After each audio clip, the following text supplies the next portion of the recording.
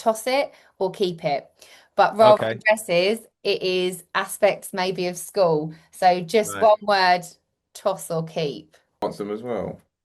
Yeah, but let Lee do it first. Right then. Go on, Lee. Sports day. Oh, keep. Yeah. Yeah. And I saw your videos about being competitive. It has to be competitive. Yeah. Has to be Absolutely. competitive. And, Absolutely. and that doesn't mean it's not inclusive. Like we do it really well at my school, where the kids who are good at sport get their chance to shine, but Yeah. everyone's included and everyone's competing. I cannot stand this sort of narrative of like, oh, we shouldn't give any medals, or everyone's a winner, everyone gets a medal. I just Actually, it think it actually sends, hurt. I hate it so much. It hurts me. I stormed out yeah, on sports day 2 years ago, didn't I? And wrote the school a letter saying how fucking ridiculous An it was. email, An email. I went ballistic. Yeah, yeah. I just thought, what is this shit? And I just literally walked off. I know it sounds really petty, but I was so angry of what I was watching about how they were treating the kids, how just uncompetitive it had got. And I just walked and I was like, this is not how we want to raise our kids, like in this No, no. environment. And yeah.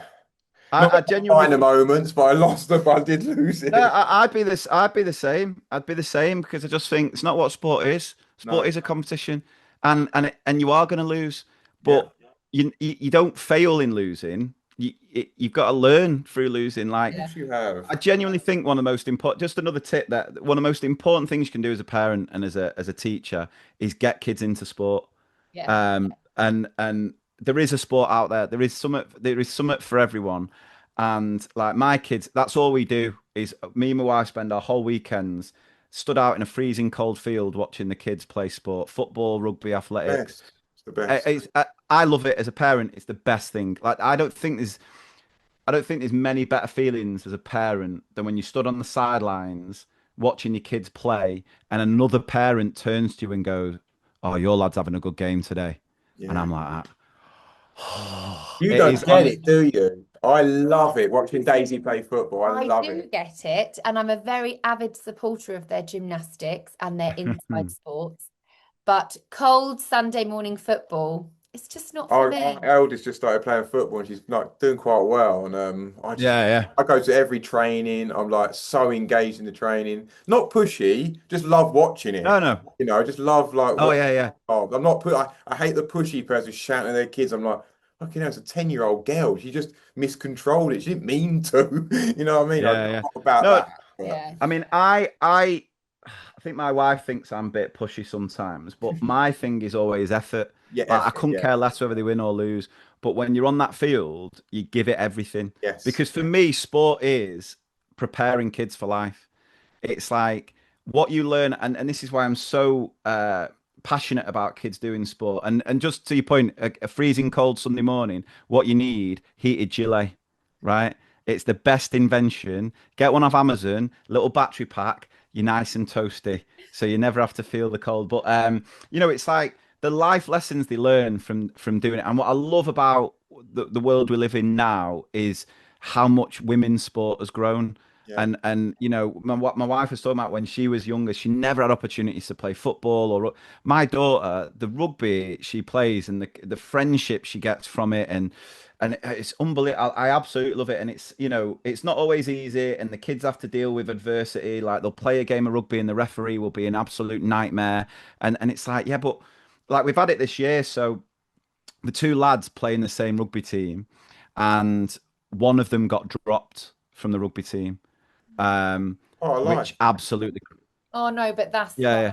heartbreaking. It was horrible and Yeah. it crushed him. It absolutely crushed him, especially when, his brother's being picked and he's not. It is horrible, Yeah. but it's part of like you say, It it's is. part of It's life. quite a life. So he's got a choice to make. He can either let this affect him and let that one coach's opinion stop him from making, or he can go, no, no, I'm going to prove him wrong.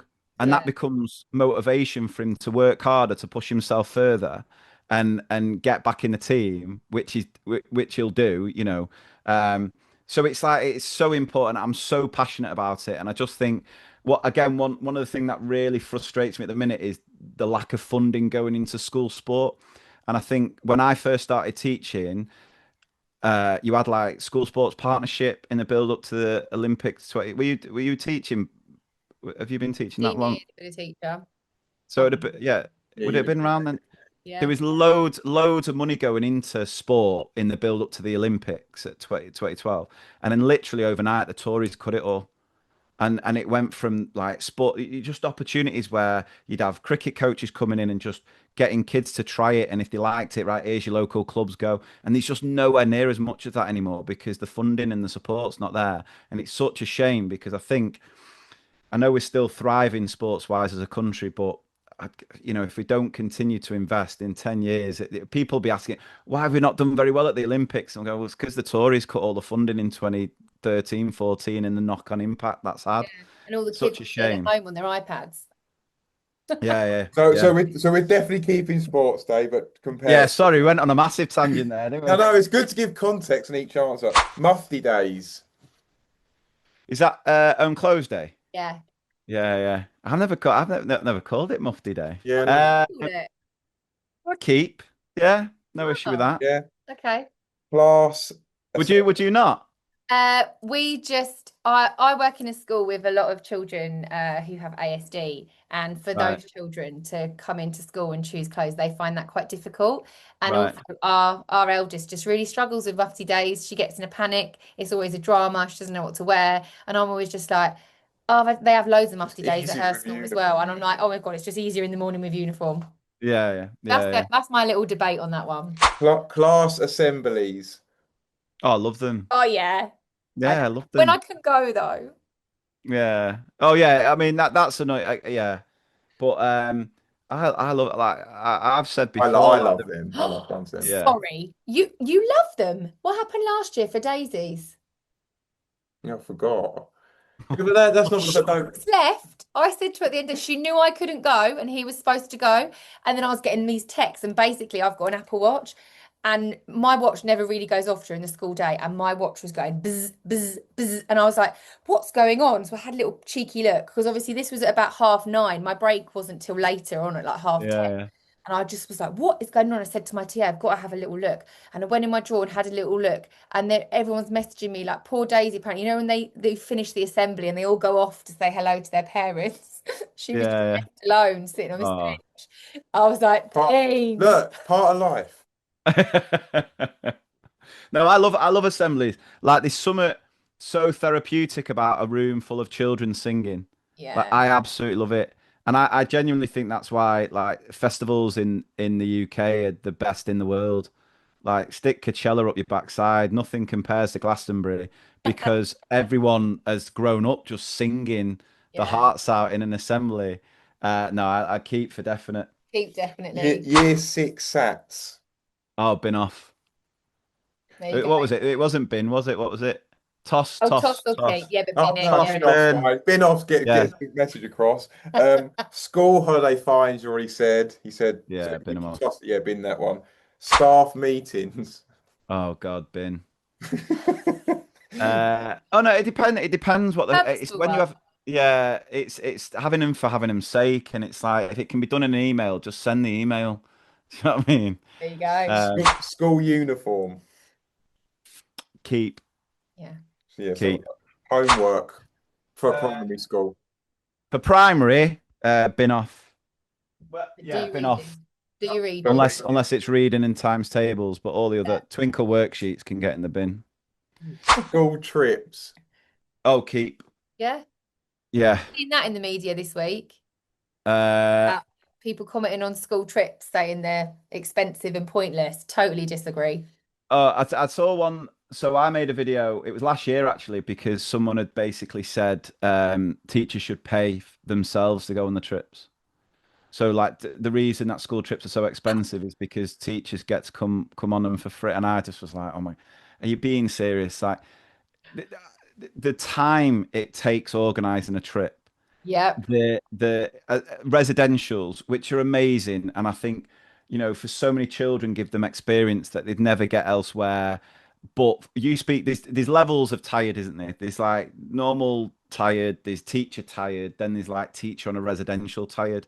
They are full on. They are, and don't get me wrong, when we talk about the memories you make with kids and the impact you have, they're so worthwhile, but they're so hard. No teacher's going to pay to go on it. The cost of it is, but it's just again, it's the cost of living of everything, and Yeah. it's a shame because And the I think coaches. the coaches are unbelievable. I've got just if you're a parent and you're listening and you're wondering why your child's school trip is so expensive, we are going on a school trip and I'm telling you now, it is not far. It is about a 25-minute drive there and a 25-minute drive back. And for the Yeah, coach, we have been quoted, our cheapest quote was £700. yeah, So if yeah. you're wondering why your child's school trip is so expensive, take a look at the coach prices. Yeah. Well, it was a grand era this year than it was the year before for a coach. Wow, A there you grand. go. Or buy a It's mad. coach and rent it out. Oh, there you go. There's a business model then. Yeah, yeah, yeah. Like, But I think the thing with school trips is it just gives children experiences, and that's what you know. Sometimes we're so wrapped up in our little world, we don't see how, what it's like for other children. There's some children that beyond their own street and school, they never get.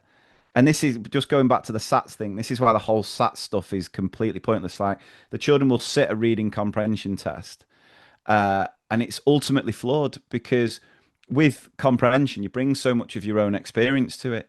Now, if you've got, kid, like you said, you've got a caravan take us near a beach. yeah. Yeah, yeah. Yeah, yeah. So let's say your daughter's sitting a SATs test in year 6, and the text is a setting set at a beach. Then your daughter's going to be able to connect with that text because they've been there. They've felt the sand between the toes. They're able to connect more personally to the text. A child in a city school that's never visited, they're not going to be able to. It doesn't matter how well they can read. They've not got that text to self link. So that's why school trips are so important because it sort of helps develop the whole child. So they are really important, but again, it's just the cost of it all is just a nightmare. Yeah. There's one more. Oh, no, well, you've covered one. Oh, You've covered the residential trips. So, formal learning in autumn term year 1. No, I would love like the UIFS model right the way through. Do you know like the continuous provision Yeah. right the way through? I think kids need to play. They need to play. They need to play so much more than they are doing, There was an article about how children get less break time now than they've ever had before in England. I don't know, like longer school days, but actually less break time and lunch time, and it's just, they need time to play. Like we were talking about before, like getting outside, and that Anxious Generation book talks about how 15 years ago, there was this sort of moral panic about letting kids go outside and play and like the end of risky play. And I don't know if do you have like forest schools in your school? Not in my school, but the girls' school had one for a while and they Yeah. loved it. Like this is this new trend, and nothing against it because we do it in our school and it's absolutely brilliant. But when I first started teaching, you just did it. You Yeah. just went outside whenever you Out. could. As soon as it Yeah. was sunny, right? Kids were going outside now. We're just doing the lesson outside because we can. Whereas like now it's like, oh, we're going to create a whole new initiative of just getting kids outside. And I just think, where are we as a society when it's like seen as this sort of novelty thing to just go outside and play? But kids need it, so they need it so much.